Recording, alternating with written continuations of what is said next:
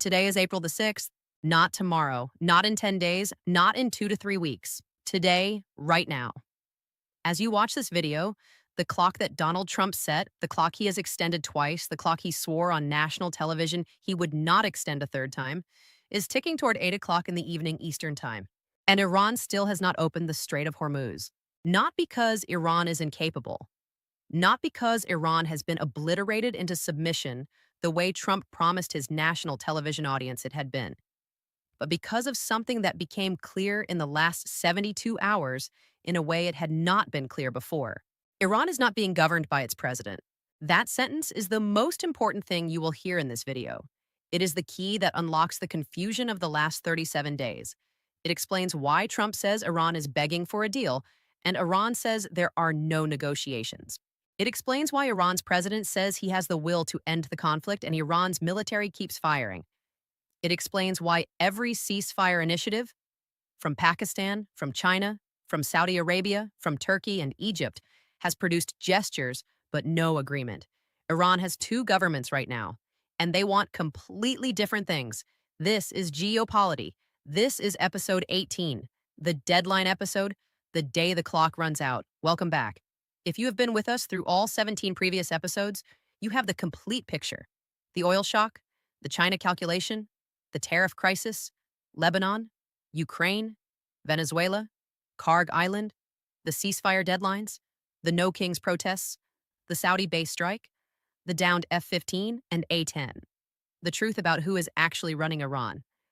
Today is the day everything we have been building comes to its most critical moment. If you are new to this channel, subscribe now, because what you are about to hear is the most important explanation of the Iran war crisis that exists anywhere online. Let us start with a revelation that changes everything. Iran's divided government. The IRGC Military Council has cut President Pezeshkian off from Supreme Leader Mojtaba Khamenei, vetoing civilian control over war decisions. IRGC Commander Ahmad Vahidi has been personally blocking presidential appointments and rejecting civilian oversight of the war, according to Iran International and a Western intelligence assessment. Read that again.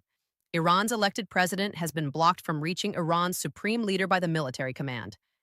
The civilian government of Iran, the government that Trump is trying to negotiate with, the government whose president wrote an open letter to the American people asking for peace, the government whose signals of willingness to deal have been driving American optimism.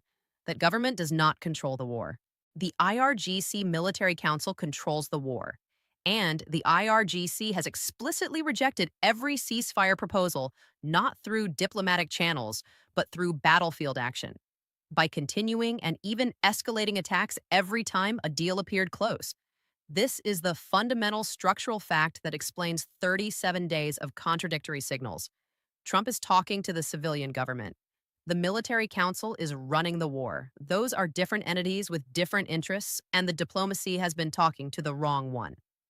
Iran's President Pezeshkian reportedly warned that without a ceasefire, Iran's economy could collapse within 3 to 4 weeks. He criticized the IRGC's attacks on neighboring countries and called for restoration of executive powers to the civilian government. He was overruled. The IRGC's rejection of the American 48-hour ceasefire proposal came through the barrel of a gun, battlefield escalation, not through a diplomatic communique. That is what a military council does.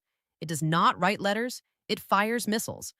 Now let us talk about what this means for tonight. For the moment the clock hits 8 p.m., Trump's deadline was specifically about Iranian energy infrastructure, power plants. He said he would strike them if the Strait of Hormuz was not opened. The IRGC, which controls the war and which controls the strait, has given no signal of willingness to open it. Iran's parliament has been discussing legislation to formally codify Iranian sovereignty over the strait. That is not the action of a government preparing to concede. So what actually happens tonight? There are 3 realistic scenarios, and they are not equally likely. The first scenario is that Trump strikes Iran's power grid at or after 8 p.m.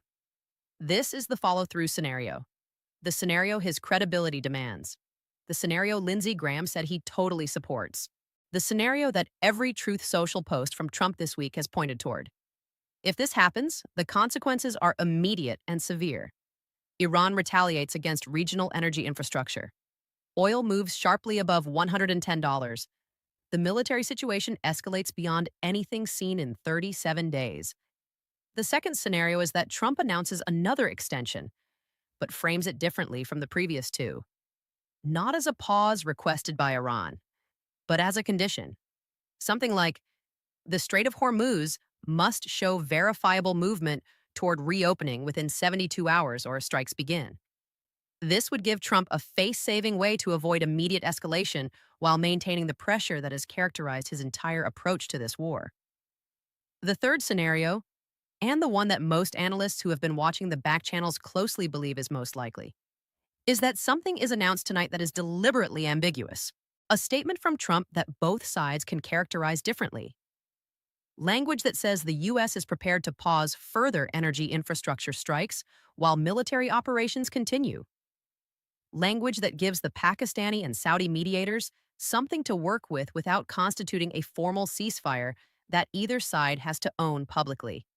The constructive ambiguity scenario. The scenario where the deal is not called a deal, where the ceasefire is not called a ceasefire, where both sides claim they have not backed down while the immediate escalation pressure is released enough for the back channel to keep working. This is not a glamorous outcome. It is not the headline that any news channel wants to write. It is not the clear resolution that markets and households and governments have been desperate for, but it may be the only outcome that the divided Iranian government and the politically constrained American president can both accept tonight without either side losing more than they can afford to lose. Now let us talk about what tonight means for you personally, because after 18 episodes of this series, every viewer of this channel deserves a direct, honest answer to the most personal question this war raises. How long do prices stay like this? The honest answer depends on what happens tonight and in the days immediately following. But here is what we know with confidence, regardless of outcome. The Bank of America has forecast that Brent crude that will remain above $100 for the rest of 2026, even if a ceasefire is reached tonight. The reason is physical. The infrastructure disruption to global oil supply chains caused by 37 days of Hormuz closure does not reverse overnight. Tanker routing decisions, insurance markets, shipping contracts, refinery feedstock arrangements, all of these take weeks or months to normalize even after the shooting stops. In practical terms, this means UK petrol prices will not fall back to pre-war levels immediately, even if there is a deal tonight. They will begin declining. The trajectory will reverse.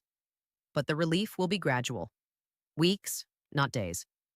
The same is true for American gas prices, European energy bills, and the food price inflation that is compounding in import-dependent economies around the world. If there is no deal tonight, if Trump strikes the power grid or announces another extension without credible conditions, prices will rise further. The Bank of America forecast of above 100 for the rest of the year becomes conservative rather than baseline. The recession risk that has been elevated for 5 weeks becomes a near certainty. The difference between tonight going one way versus the other is not the difference between cheap energy today and expensive energy tomorrow. It is the difference between a painful but manageable economic adjustment and a structural disruption that reshapes household budgets, business models, and government finances for years. Now let us talk about the human dimension that gets lost in every strategic and economic analysis of this war.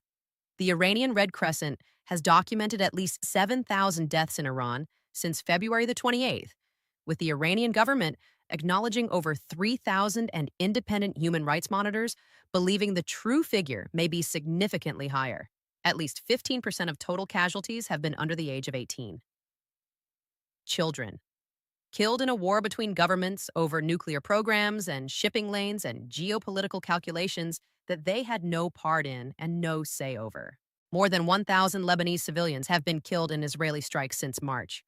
Over 1 million Lebanese have been displaced, 1/6 of the entire country. The Karg Island attacks, the bridge strikes, the industrial facility targeting. Each one of these is a place where human beings worked, lived, traveled. 13 American service members have been killed. 2 aircraft shot down.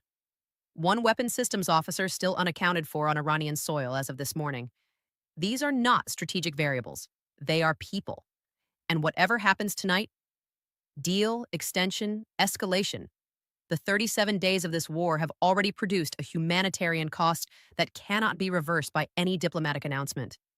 The dead cannot be unkilled by a ceasefire. The displaced cannot instantly return to homes that no longer exist. The children who have spent 5 weeks hearing air raid sirens will carry that experience in their bodies for the rest of their lives. This is the reality that every geopolitical analysis, including this one, can sometimes fail to fully honor. The numbers have names. The names have families. The families have futures that have been permanently altered by decisions made in rooms they were never invited into. Whatever happens tonight, that cost has already been paid. It continues to be paid every hour the war goes on. And the most important thing that can happen tonight, beyond any strategic calculation or diplomatic framing or market reaction, is that fewer people die tomorrow morning than died this morning. That is the standard by which tonight should be judged. Not whether Trump looks strong, not whether Iran looks like it resisted, not whether oil prices fall, whether fewer people die tomorrow. Now let us talk about what comes after tonight. Because whatever happens at 8 p.m., the story does not end. This channel does not end. If there is a deal, genuine or ambiguous, the implementation phase begins. Implementation is always harder than the agreement. The nuclear question has not been resolved. The proxy forces have not been addressed. The reparations Iran demands have not been paid. Lebanon is still burning. Ukraine is still fighting. China is still watching Taiwan. The tariff crisis is still producing domestic political pressure in America. All of these stories continue. They just continue in a world where the Strait of Hormuz is, hopefully, beginning to reopen. If the war continues, if tonight produces another extension or an escalation, the second phase of the conflict begins. A phase where American ground troops may be involved, where the risk of direct U.S.-Iranian combat on Iranian soil is real, where the economic pressure on American consumers produces the kind of domestic political revolt that wars historically cannot survive indefinitely. In either direction, Geo Polity will be here. We will be here tonight. We will be here tomorrow morning with the first analysis of what actually happened. We will be here for every episode of the next chapter of this story. 18 episodes, 37 days. The series that connected every dot of the biggest geopolitical crisis of 2026. If these 18 episodes have given you something, genuine understanding in a time of confusion and noise, please like this video right now. Before you do anything else, every like tells YouTube this channel is reaching people who need it. Subscribe and turn on every notification, because tonight's episode is the most important thing this channel has ever published. And tomorrow's analysis will be the beginning of the next chapter. You need to be here for both. Share this video right now with everyone you know who is watching the news today and feeling confused and frightened and like nobody is explaining what is actually happening. Give them the map. Give them 18 episodes of Geo Polity. Give them the understanding that replaces confusion. Comment below right now. The deadline is today. Where are you watching from? What do you think happens tonight? What has this war already cost you personally in petrol prices, in energy bills, in anxiety about the future? Tell us. We read every single comment because your voice is part of this story too. 8 o'clock Eastern Time. This is Geo Polity. Stay informed, stay analytical, and we will see you on the other side of tonight.